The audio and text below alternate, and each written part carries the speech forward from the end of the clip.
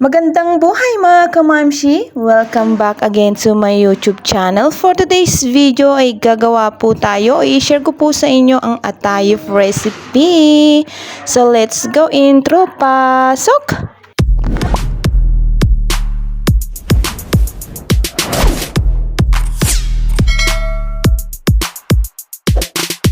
So, eto na po mga kamamshi, isi-share ko na po sa inyo yung mga recipe ng atayef. Ayan, ito po yung traditional na ginagawa tuwing Ramadan. Ayan, so ito po, una pong ilalagay yung dry coconut or tuyo na niyog. Ayan, so yung pangalawa naman ay ang walnuts. Kung wala po kayong walnuts, ay pwede naman pong mani. Yung mani na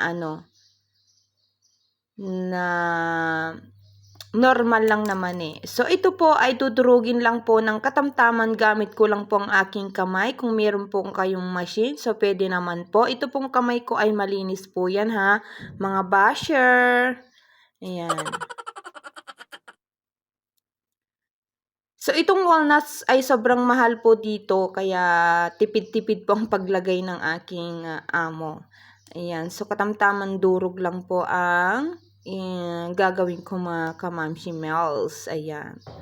So, okay na po siya ay maglalagay po tayo ng Joe Sweet. Ayan. Pwede naman po tayo magtunaw ng asukal. Ayan. So, itong Joe Sweet ay less calories po sa kanila po ito. Ayan. So, pwede naman pong asukal.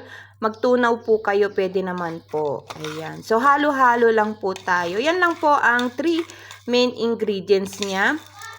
Dry coconut, walnuts, at saka yung Joe Sweet. Ayan. So, pagkatapos po niyan mga kamamshi, meron po tayo ditong parang pancake na nabibili po sa market. Ito po yung pancake. Pwede naman po kayong gumawa. Itong pancake na to ay katamtamang laki lang po mga kamamshi ha. Ayan.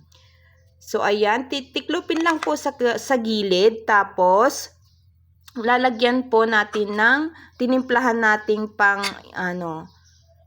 panglasa. Ayan. So, pwede po nating ipitin or tinidor. Pwede naman po. Ayan. So, ganyan lang po kadali mga kamamshi. Ayan. So, ilalagay po natin sa isang lalagyanan para mabilis lang po. So, gawin lang po natin yung ginawa natin nung una. Ayan, pigain lang po natin para pagka nalagay natin sa oven, hindi po siya magbuka-buka. Ayan. So, inuulit ko po, ito po yung traditional na kinakain po nila sa Ramadan. Ayan. Ito po yung panghimagas nila mga kamamshi bells. Ayan. Dito po yan nakikita sa Middle East mga kamamshi. Ayan. Oh, kita nyo? Piga-piga lang yan. Pigain lang po mabuti para hindi po magbuka. Ayan. So, mga kamamshi, sana po ay makuha nyo po yung aking ginagawa, mga kamamshi melts. Ayan. O, diba? So, ganyan lang po, mga kamamshi, napakadali.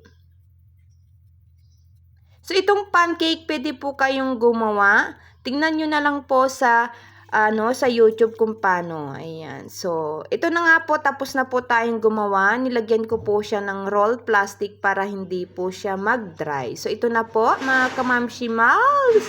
O, diba? Kung natikman nyo to mga kamamshi, sobrang sarap nito mga kamamshi. Ayan. Partner niya po ay pwedeng kape mga kamamshi or tea. O, diba? Napakadali mga kamamshi.